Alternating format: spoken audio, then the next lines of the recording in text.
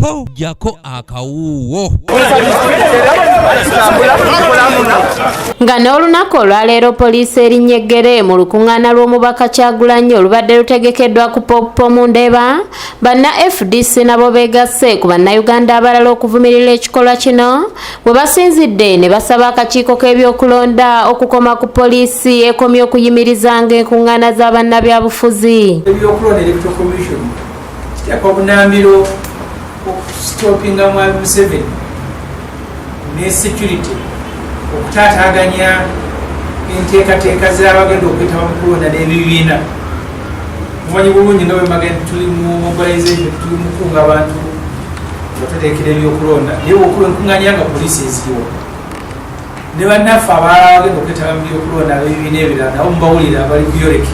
Ssemujjunganda ng'ono ye mwogezi wa FDC era agamba nti akakiiko k'ebyokulonda kalina okusooka okutereeza ennongoosereza ezasabibwa n'oluvannyuma balyoke bategeke okulonda wabula ng'ate beetaaga baleete n'amannya gaabo abanaakuuma okulonda kw'omwaka 2021 mu lujjudde. Tumanyi nti nga opposition twaleetayo ennongoosereza mu constitution nayo nyini parliament enaagiisa. Electoral Commission tuyinza kuba muteeka kulonda naye nga n'amateeka muteekera okulonda tegannaba kuvaayo mu mulambulukufu. Bwe ganaakulagira okuddamu by'omaze ng'era okomawo ng'osaba ssente mu parliament. Abantu abalondeddwa okutambuza ebyokulonda bino mu bitundu ebimu bye tugenze tutuukamu ebyokulonda kabibire byankalala ab'ebitongole ba RDC n'ab'ebyokwerinda beetalanga bwe baakwasibwa ebyokulonda bino n'amannya agamu ag'abantu abali mu yenkaala gaabwe.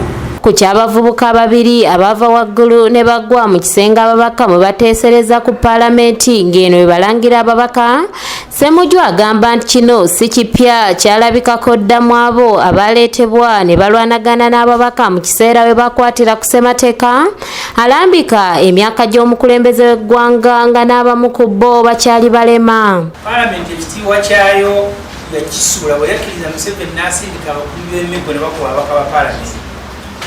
Nolwekyo paalamenti y'emu teyinza kulaajananya n'abavubuka babiri baabo bazze tufa. Ekitiibwa kyayo yakisuula bano tebakoma bano bagudde na bumu naye bali bakuba n'ababaka abamu bakyali balema gyo tuyezaako bwatambula. So kasita abo bakkiriza abantu okuyingira paalamenti ne bakuba abantu tetumanyi oba ekyo kirikoma.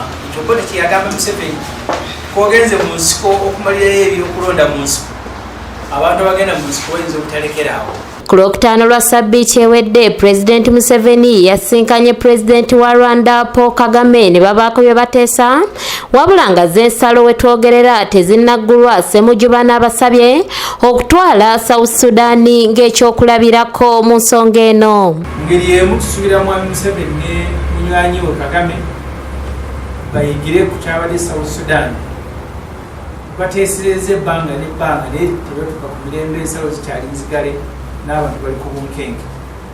Mwami Museveni kukyogenda okwetaba mu kulayira kwa gavumenti e South Sudan gye yeefudde nti y'omu ku banoonyayo emirembe naye nga gimulemye okunoonya wano ku muliraano e Rwanda. Tusuubira nti obudde yali bumaze wano ng'ategeregana ne Rwanda. Matiya Sekanjako yakusakidde eggulire lino ku lwa ABS Television. Tulaga abantu abayinya ne bakuba ababaka era tubakoleko nnyo n'amaanyi bwe tunaamala nange banampita nja kwetaba mu banavunaana banabavu.